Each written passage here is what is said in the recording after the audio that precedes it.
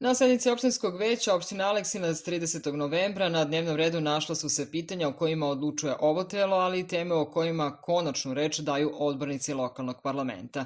Kada je reč o tačkama gde već daje konačnu odluku, usvojen je program o postavljanju manjih montažnih objekata kojim se predviđaju 3 tipa kioska i 5 zona postavljanja sa planom njihove lokacije.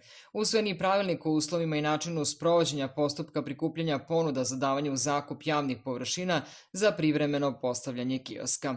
Već je usvojilo i zaključak o upućivanju na javnu raspravu nacrta odluke o visini i načinu plaćanja naknade za korišćenje javnih površina koja je objavljena na zvaničnom sajtu opštine Aleksinac. Zainteresovani građani u javnu raspravu mogu se uključiti i dati svoje primedbe putem maila lpa@aleksinac.org od 1. do 6. decembra, kada će u sali Skupštine opštine Aleksinac u 10 sati biti organizovan otvoren sastanak na ovu temu.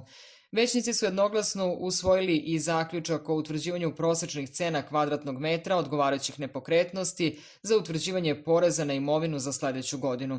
Zbog povećanja vrednosti nekretnina doći će do neznatnog uvećanja poreskih obaveza, najčešće u visini od nekoliko stotina dinara na godišnjem nivou. Opštinska vlada dala je saglasnost na zaključivanje vansudskog poravnanja sa građanima koji su pretrpeli ujed pasa lutalica.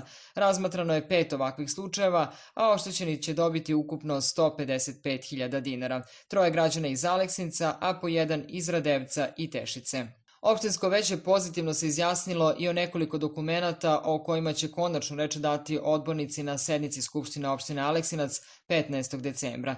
Podržana je odluka po kojoj će muzička škola Vladimir Đorđević ubuduće imati 3 izdvojena odeljenja. Pored Ražnje i Sokobanje, novo odeljenje biće u Aleksinačkoj ulici Momčila Popovića. Većnici su se saglasili da se novom odlukom poveća finansijska podrška porodicama sa decom. Predlog je da roditelji za novorođenu bebu umesto dosadašnjih 20.000 iz budžeta dobijaju 30.000 dinara, kao i povećanje novčanog davanja za prvorođeno dete u novoj godini sa 50.000 na 100.000 dinara.